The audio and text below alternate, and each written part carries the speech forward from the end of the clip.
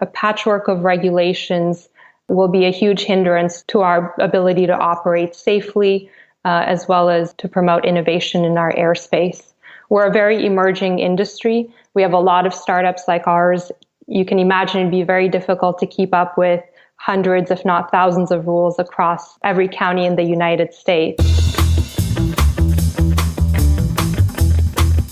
You're listening to the Drone Radio Show podcast, the show about drones and the people who use them for business, fun, and research.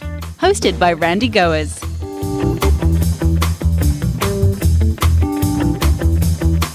Hello, everyone. This is Randy Goers, and welcome to the Drone Radio Show podcast, episode 127. Are you up to date with the proposed FAA rulemaking and potential legislation on drones? Well, don't worry, because today's guest is going to give us the details. Diana Marina Cooper is the Senior Vice President of Policy and Strategy at PrecisionHawk, a commercial drone and data services company. Prior to joining PrecisionHawk, Diana developed and led the UAS and Robotics practice group at the law firm of LaBarge Weinstein. Diana is the president of the Small UAV Coalition, an organization that represents leading technology companies engaged in UAS. She serves on the advisory board of the Energy Drone Coalition, the Advocacy Committee of AUVSI, and the board of Unmanned Systems Canada. Diana is also a member of the FAA Drone Advisory Subcommittee. She has testified before Senate Commerce and has briefed the House UAS Caucus on drone policy and regulations. She is one of the most knowledgeable people when it comes to UAS policy. On this edition of the Drone Radio Show, Diana talks about PrecisionHawk and their efforts to advance beyond visual line of sight. She'll also talk about the UAV Coalition, the Remote ID ARC, and she'll give us an update on the status of proposed federal UAS rulemaking. Now, before we hear from Diana, I want to remind you to support my funding campaign on Patreon. For as little as $1 per month, you can help defray the cost of production and keep the podcast going and growing. Go to patreon.com/drone radio show. Now let's get an update on UAS rule and policy making from Diana Marina Cooper. Let's pick up the interview where I asked Diana to introduce herself. Hi, everyone. My name is Diana Cooper, and I'm the Senior Vice President of Policy and Strategy at PrecisionHawk. I've been with the company for a couple of years, and before this, I developed and led the first drone practice at a Canadian law firm. Can you tell us about PrecisionHawk and the services that it provides? Absolutely. So our company's been around for about 7 years. We initially started as a hardware manufacturer developing our own fixed-wing UAV platform, which was primarily used in the agriculture space and then more recently in a few other verticals. Over the years, we got into the software space because we realized there really weren't good data analytics solutions for a lot of our customers' needs. And so we started to build out an algorithm app store for drone algorithms. And more recently, we've gotten engaged in UTM technologies, which is essentially air traffic management solutions for drones. What type of products does PrecisionHawk produce for UTM? So our latest solution is a UTM solution, and it's essentially a software update that you can use to a cell phone or ground control station. It can also be implemented to a small credit card sized puck that you would put on top of any third-party drone. And what it does is it gives the drone operator situational awareness. So if you want to fly beyond line of sight or in controlled airspace, you'll get real-time in-app notifications of the position of manned aircraft so that you can avoid collisions. You'll be able to track in real time exactly where your drone is so that you don't enter into restricted airspace or run into any obstacles or other issues. Is this still under development or is it available now? It is available today. We've been developing it for a few years, and we've tested it under the Pathfinder program most notably, where we've been flying beyond line of sight for research purposes alongside the FAA. Is the system being integrated into the FAA rulemaking for beyond visual line of sight operations? So the rulemaking for beyond visual line of sight has not been initiated yet. It's coming up in the timeline. And our lattice platform is what we've been testing under the most recent phase of our Pathfinder research, where we've been using it in order to fly beyond line of sight up to, say, 25 miles, 50 miles, and so on. So we're using that to showcase what technology can do to mitigate the fact that the operator can't actually see and scan the airspace in order to avoid collisions with manned aircraft. The research from the Pathfinder program, which we've participated in, and BNSF has also been doing their own research on beyond line of sight, is going to be combined together, and the FAA will take into consideration that research data in order to create the rules for beyond line of sight operations. What do drone operators need to know about PrecisionHawk's efforts in beyond visual line of sight? So our efforts in researching beyond line of sight operations were fully funded by our company, and it's because we really believe that beyond line of sight is the killer app for, flying in controlled airspace, for being able to do things like package delivery, and all those really cool futuristic applications really depend on the ability to do this. And so we've invested a lot of our internal resources testing out these operations, developing technologies that can assist with beyond line of sight, really to help open things up for the entire market.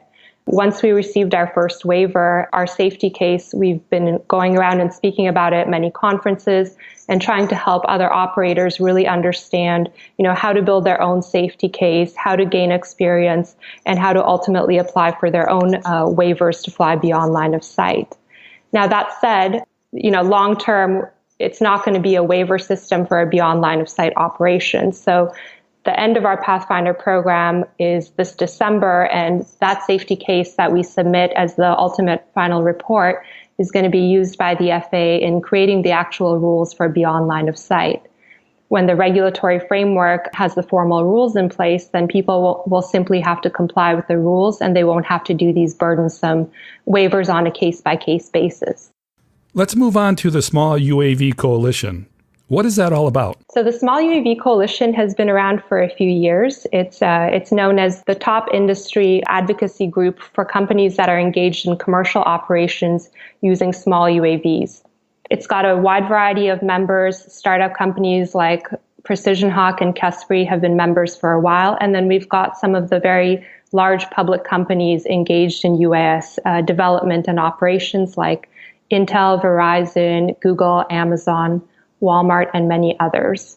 And so what we're trying to do is really help bring the regulatory framework forward so that we can promote safe operations that are fully integrated into our airspace, so that we can see things like expanded operations, the ability to fly over people, the ability to fly at night, the ability to deliver a package to your home.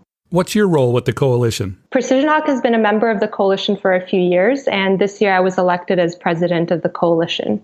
So am I correct that the Small UAV Coalition provides the voice for the major commercial UAV users in the industry? Absolutely, that's correct. And we're engaged in a lot of advocacy for the industry. We work very closely with the FAA and DOT, FCC, and other regulatory bodies. We've built relationships with the White House and the different branches of government, and are often found on the Hill advocating for our members' interests in things like FAA reauthorization.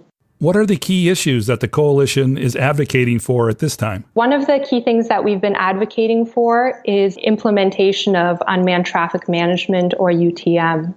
UTM, by way of background, is really something that was the vision of NASA for years. And so they set out and they said, we should actually regulate airspace the way that we regulate roads today. There should be rules of the road, there should be speed limits, there should be right-of-way, and things like that. And if we want to incorporate drones and urban air mobility vehicles into airspace, we really need some sort of a framework and infrastructure in place to support those operations safely. So we've been advocating for the FAA to adopt NASA's research, and they've done this over the last year. And now what we're trying to do is push for rulemaking for UTM so that we actually can implement that infrastructure and not fall behind other nations that seem to be moving forward in UTM.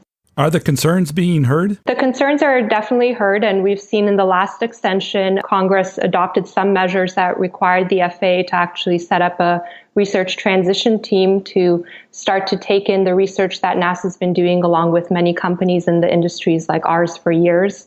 That process is underway, but now we want to ramp things up to the next level.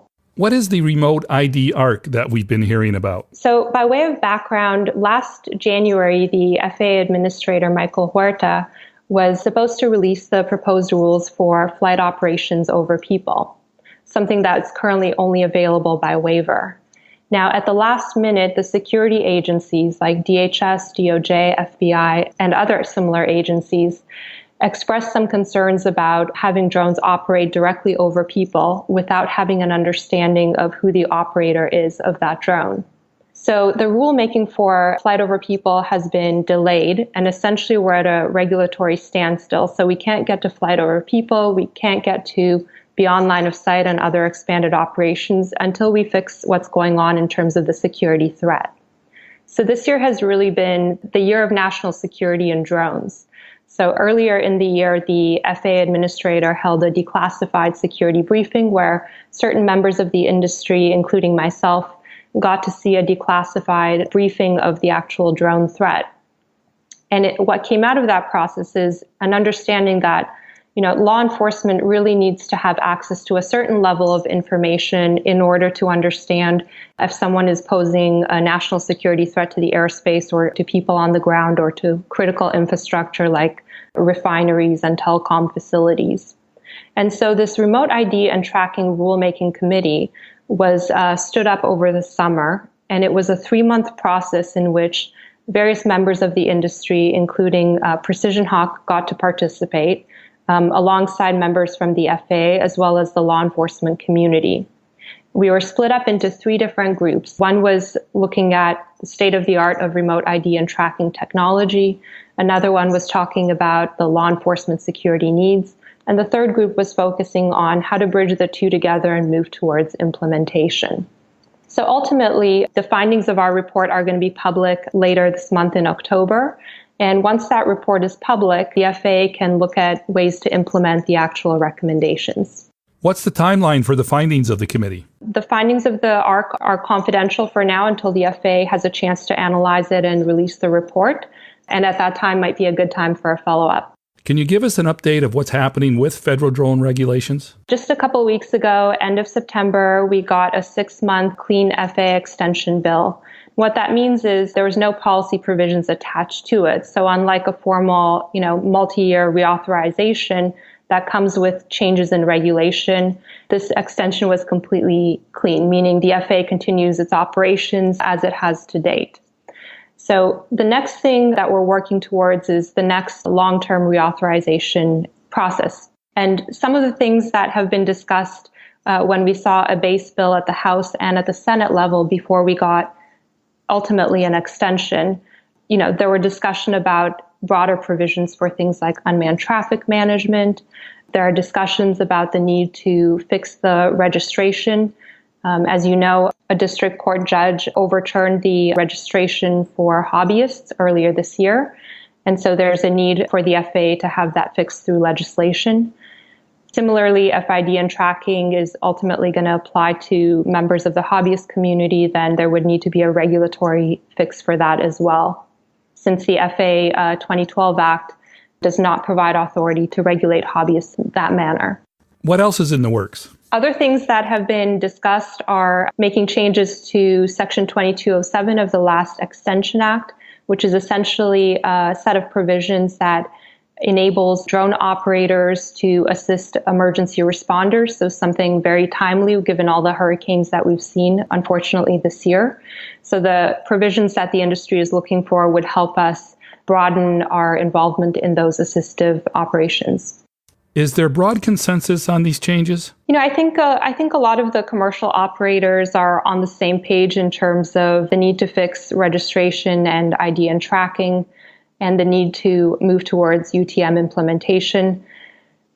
Some members of the hobbyist community, perhaps wouldn't feel the same way about the need to have registration and ID and tracking apply to all of their members, like traditional modelers that belong to associations that govern their rules. So there might be some slight differences there. I think everyone is generally on board in terms of the need to make improvements to Section 2207 so that we can provide further assistance to emergency responders after hurricanes and disasters. One of the other things that has been percolating throughout this last year is prospective legislation that may ultimately change the way that airspace is regulated. So today, currently, the FAA has exclusive authority down to the ground. Now, what we've seen over the last couple of years is many states and cities and counties trying to regulate certain aspects of drone operations, whether it's trying to ban drones across public parks, whether it's trying to implement no-fly zones after a certain altitude unless you have permission of the private property owner, things like that. So we've seen a lot of bills and a lot of legislation over the last couple of years at the state and local level. One of the things the FAA has done is set up the Drone Advisory Committee, which we participate in. One of the task groups is actually tasked with specifically looking at how airspace should be regulated and how we can manage state and local interests within this framework. And so while this DAC process has been ongoing throughout the year, we've also seen both Weinstein and Lewis on the House side propose legislation that would actually make changes to the federal framework and the way that drones are regulated moving forward. Now, those bills have not moved anywhere, and we'll have to see in the next reauthorization if any of them make it in, but there's certainly a lot of interest from a lot of stakeholders in how to manage state and local interests in airspace. What does the industry feel would be the impact of the passage of a bill like the Drone Innovation Act? I think the general consensus among most industry players is that a patchwork of regulations will be a huge hindrance to our ability to operate safely, as well as to promote innovation in our airspace. We're a very emerging industry. We have a lot of startups like ours. You can imagine it'd be very difficult to keep up with hundreds, if not thousands of rules across every county in the United States. Now, that said, there are clearly very legitimate state and local interests in regulating certain aspects like, possibly having the ability to have reasonable time, place, manner restrictions if you have places of local significance, monuments, things like that, that you might want to protect. The path that I think would be most appropriate, as opposed to legislating any changes without having really a good understanding of what the outcome of that framework will be for industry, would be to move towards a pilot program. And we've seen a pilot program language in the base House and Senate bill, which again ultimately did not move forward yet. So what I would like to see moving forward is the FAA and DOT to actually set up a pilot program where different states and different cities can actually test out what this might look like and then have some sort of economic impact analysis and safety analysis done before any changes to the authorities are made. What's the timeline for when the FAA will bring forth their changes? We've got a clean extension for about 6 months. That takes us till the end of March. That said, anytime until then, we could initiate the next reauthorization process. Chairman Schuster has been very interested in corporatizing or privatizing air traffic control for years now, and that's been part of the sticking point why we haven't actually had a long-term reauthorization move forward. If he feels he has a sufficient number of votes to put the bill to the House floor earlier than 6 months from now, then we'll see some traction sooner. For the average commercial drone operator that would be affected by these rules, what do they need to know and how can they stay engaged? For the time being, just simply, being aware of the rules, continuing to operate safely under Part 107 would be the best path forward. There are a lot of industry organizations like Small UAV Coalition, AUVSI, that are constantly providing education on what's coming down the pipeline and what are the new things that operators should be thinking about next. So definitely go out to the conferences and immerse yourself in all the resources that are available out there that will really keep you in the loop and ahead of the game. Anything on the legislative update that we didn't cover? Not necessarily. But after the remote ID and tracking recommendations are public and that process is underway to create rules or standards, what's next is we'll get back the notice of proposed rulemaking will be put out for flight operations over people. So industry hasn't had an opportunity to see what that looks like since it was stalled before we were able to view it. But that's sort of the next big thing happening on the pipeline. Based on your experience, how do you think the industry will evolve over the next few years? Great question. So as we've already started to see over the last year and a half or so, the hardware side of the market's become increasingly competitive, especially with DJI being the biggest player in the space. They've managed to make incredibly robust solutions at a very low cost. And so that's really made it very difficult for a lot of North American and European hardware manufacturers to compete in that space. What we've seen at PrecisionHawk is that customers actually need full end-to-end solutions. So they don't want to buy a drone from one party and software from another party and sensors from someone else and find a way to put it together for their business. So a lot of the work we focused on is verticalizing our solutions. So building out for the agriculture space, separately for the insurance, construction, energy, and government. And we're the end-to-end provider. So we'll go in, provide consulting services, figure out what the customer actually needs, and then put together that end-to-end solution that's perfect for their use case. That's really, where the market's going in terms of technology becoming a lot more specialized and tailored, and we're seeing a lot of very niche applications get developed.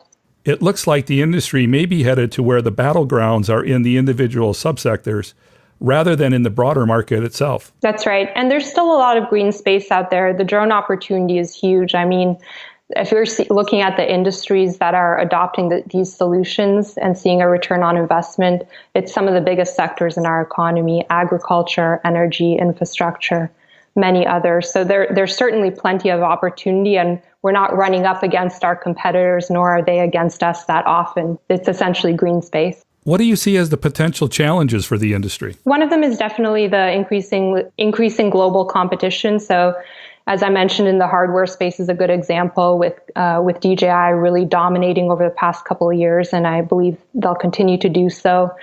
Patchwork of regulations, potentially domestically, but also on a global scale. It's very difficult to build your business across state lines and different jurisdictions if the regulations and the requirements are different for you to operate in those areas. So I think policy outcomes are going to play a very critical role in how the industry ends up doing moving forward. What has it been like for you personally to be part of this dynamic industry? It's been incredibly exciting and continues to be every day.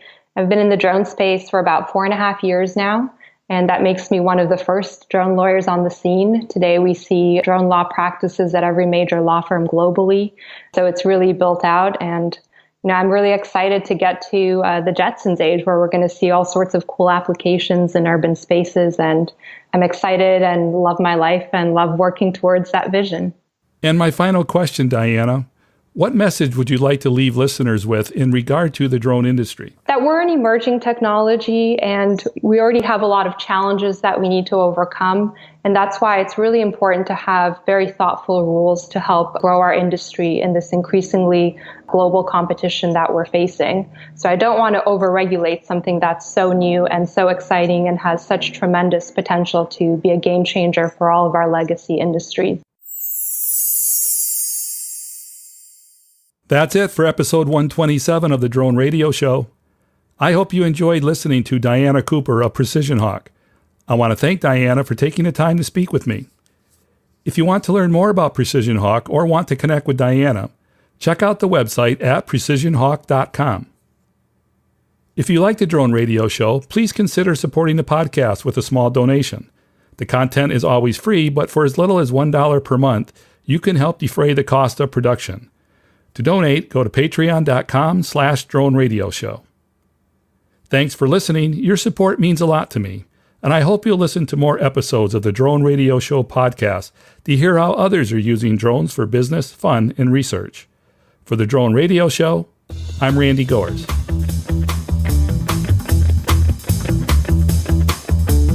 This has been the Drone Radio Show podcast. More information on today's show can be found on our website at www.droneradioshow.com.